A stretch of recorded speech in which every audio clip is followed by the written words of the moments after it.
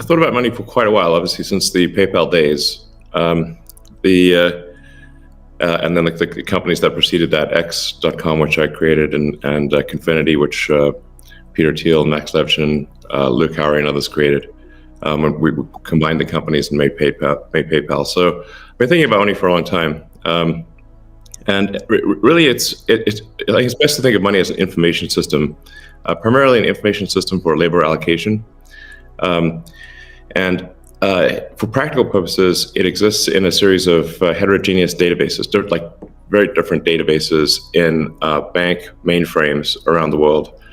It moves quite slowly in reality. It may seem to move fast sometimes, and it does with PayPal, which is real time. But the vast majority of the systems out there are batch processing. So the actual reconciliation may take 1 to 5 business days, sometimes longer. And you have the ACH system, which is ancient and still in operation, which is allows transfers effectively like a check would be an ACH transfer, but it's not secure. And you've got the credit card systems, which are also not secure. It would be like handing your username and password to a stranger in a restaurant if you buy a meal. So there's definitely an opportunity for something that is better from an information theory standpoint. So and there you can think of it like data on a network. I think is the way to view it. What has the most throughput? What has the least error? What drops the fewest packets? Fraud, for example, being a source of error. And government interference in currencies being a source of error. But it's fundamentally an information system. So I think it makes sense to support something that improves the quality of information with which we conduct the economy. And Bitcoin is a candidate for that. It does, I think, some things well, and it's obviously it's evolving, and there are additional things like Lightning being done on top of Bitcoin. But Bitcoin per se is mostly solving for scarcity, or rather solving for essentially having no throat to choke, decentralized. So there's no one who can be coerced in any way to empty their Bitcoin account. Well, I guess they could technically, but on an individual basis, but the system as a whole cannot. And it has an open ledger, which is also quite good. But transaction volume is low. Transaction cost is high, and usability for the average person is not yet very good. But it has a lot of potential. And I should say that, like, I'm not, and I apologize for taking a long time, but there certainly is a lot to say. In general, I'm a supporter of Bitcoin and the idea of cryptocurrency in general. But as I've said publicly, we do need to watch out for crypto taking, especially Bitcoin, using proof of work to maybe use energy that's maybe a bit too much and not necessarily good for the environment. So, but on balance, I support Bitcoin, and I'm not an investor. The only publicly traded stock I own is Tesla, and the only significant thing I own outside of Tesla is my SpaceX stock that could help create both companies. So, but apart from that, I do own Bitcoin, and Tesla owns Bitcoin, SpaceX owns Bitcoin, and then I do personally own a bit of Ethereum and Dogecoin, of course. The three things I own outside of SpaceX and Tesla, and obviously it's a Neuralink and Boring Company, but of any significance are Bitcoin by far, and then some Ethereum and some Doge. So if the price of Bitcoin goes down, I lose money. I'm not sort of, I might pump, but I don't dump. So it's not a case of I definitely do not believe in getting the price high and selling or anything like that. So and I would like to see Bitcoin succeed.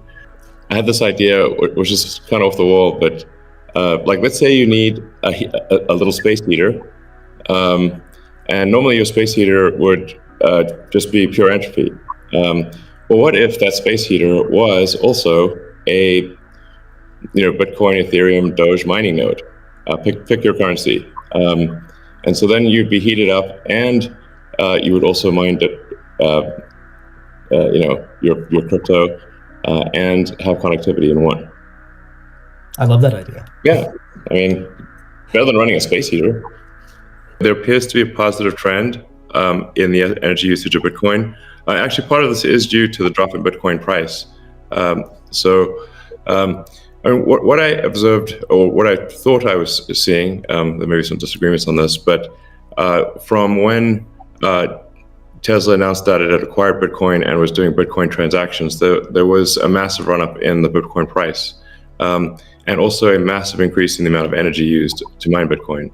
And I think I understand renewable energy quite a bit. I mean, Tesla does solar and interacts with a lot of wind generation through our mega pack, because basically need to store energy from wind and from solar.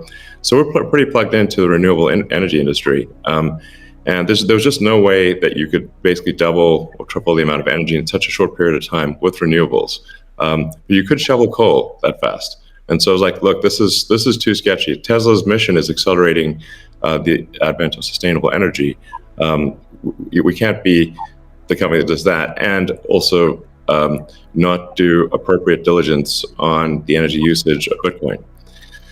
So all I did was I said, look, we're going to suspend Bitcoin transactions for now. We're not selling any Bitcoin, nor am I selling anything personally, or nor is SpaceX selling any Bitcoin.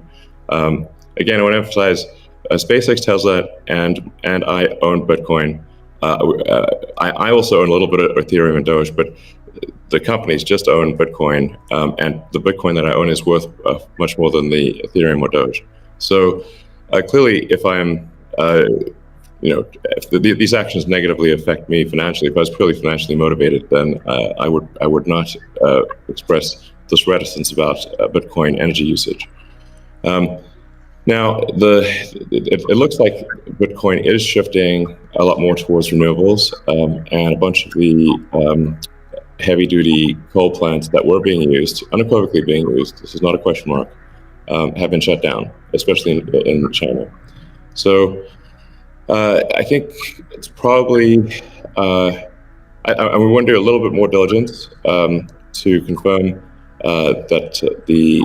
confirm that the percentage of renewable energy usage is most likely sort of at or above 50%, and that there is a trend towards increasing that number, and if so, then Tesla will resume Bitcoin, accepting Bitcoin. So I think we want to just do a little bit more diligence, and I think, but most likely the answer is that Tesla would resume accepting Bitcoin, most likely.